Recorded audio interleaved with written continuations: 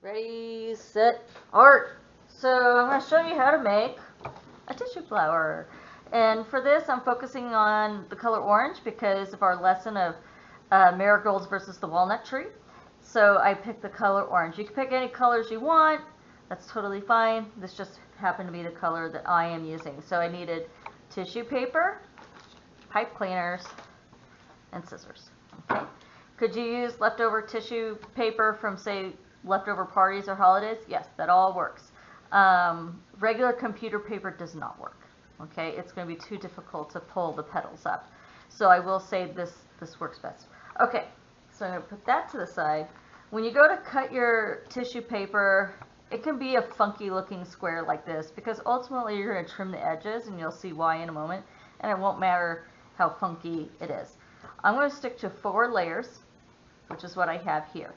Okay, you can do more, but it makes it a little harder. If it was a much bigger flower, you have more space to work with, and therefore you could use more layers. For this size, which is almost the size of my hand, 4 layers is pretty good.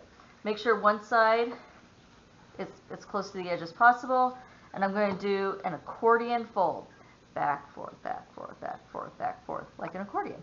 So if you look at this, I'm going to fold about 1 inch up, and then I flip and go back. So I'm not just rolling it, essentially. You have to flip it back and forth. And I'm going to keep, and I kind of flatten it as I go because that's going to make it easier later. Okay. Now see how this didn't come all the way down to the edge? That's okay. That's what's nice about doing tissue flowers. It's very forgiving for when you make mistakes. Okay, so now I have this point right here, and this is what I mean by accordion. See how the fold is? Like an accordion. Okay. Now I'm going to take a pipe cleaner. Right?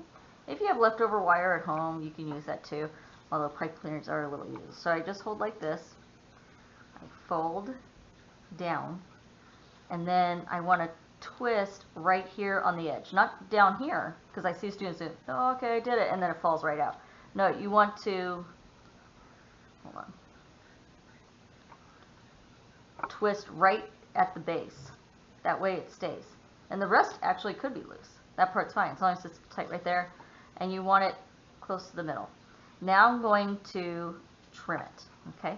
Now I'm going to use, because it's a marigold, a triangle shape. And what I mean by triangle is that it needs to almost look like a picket fence. I don't mean cutting it like this, cut like this, okay? And I try to keep it kind of low on it. I'm not going to cut super sharp all the way down. And I have 2 extras right here where I'm going to show common mistakes. So I'm just going to, see that? Just like this. Okay. Let me do the other side. So I'm not cutting this way. I want to make sure it's like kind of like this. All right, so from here, now I'm ready. I kind of double check to make sure it's in the middle. From here, I'm going to go ahead and create my petals. So I kind of open up one side like a fan. And I'm going to take the first layer. Sometimes they get stuck together, so you have to peel them apart. And you're going to gently pull it up, and if it tears, that's okay, it happens. And see how, if you're looking at it from the side, see how I did that? It's going more up. You want it up, okay? And I tend to curve the edges in. I curve the edges in so it creates a circular shape. When I do my mistake piece, you'll see why that's important. So this is pretty good. Now I'm going to take the next layer and do the same thing. And I could even pull these part down at the same time. Now I'm not going to go up as high this time because I want some space in between. So if you're looking at it from the side, it looks like this right now. And I try to curve this in again because I want this circular shape. All right, for the last 2, this one here I'm going to go halfway and the other one will kind of stay down. Okay, so from the side it looks like this, right? So one's really close, really straight up, one's angled, one's starting to go this way, and the other one angles downward. Now I can do the other side. Okay, so I'm going to take, I mean, could you technically work from the bottom and then the way up? Sure. That's fine. I just tend to go for the top first because then you can start shaping from there. So right now, if I leave it like this, this is going this way. So I kind of go back and I fold it in so it's more circular, right? Like a flower would be. Get to the next layer. Like I said, sometimes they get a little stuck and it takes like a moment. I've done thousands of flowers, so technically I could go super fast right now. Although for a demo, I'm trying to go a little slow. Alright, so now I kind of look at it and shape it. And right now it looks just like this. It's ready to go. And then you could take this and tie it onto something or even like a corsage, right? Alright, so that's the main way to do it. Let me show you a couple other things to look out for. If you're not a big fan, when you do the triangle shape, like I said, you want to keep it to the top, but sometimes students do this. See, that was a sharp angle. It's like I started cutting toward the base. And then I go to the other side, do the same thing. This is a very common mistake.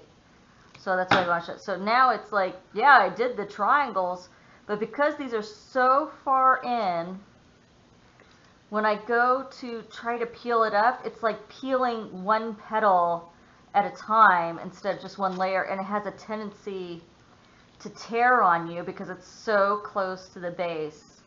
Hold on, I'm trying to at least get one more and try to be successful at it, even if I made a mistake.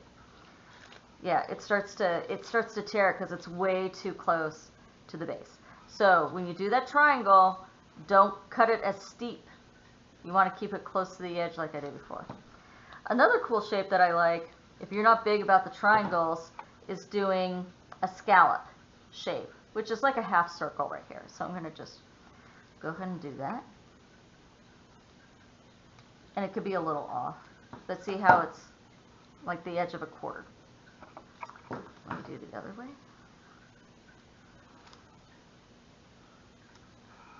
Okay, and then I double check to make sure it's in the middle.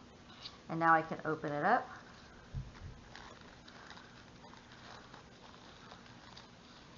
And I want to show you how this one comes out.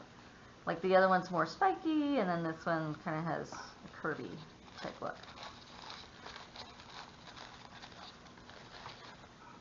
See, it's more curvy.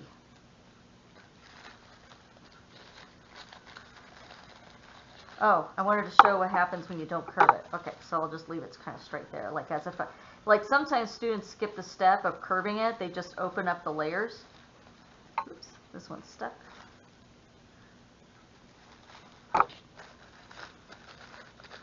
Alright, so see how it ends up looking straightened out instead of curved, less volume? That's what happens. So I'm going to do the same to the other side, and you'll see, oh no, I don't like that. And you can still fix it.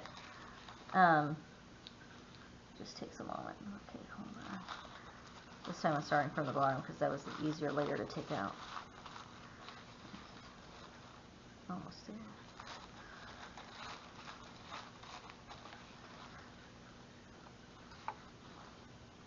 Almost there. See, it ends up looking like this instead. So if you have that, you kind of have to go back and pull these up and reshape it. If that's you, you have to go back and reshape it so that it's more round. Okay, so see, one's kind of spiky and one's a little curvy. And that's how we make tissue flowers. Thank you and good luck.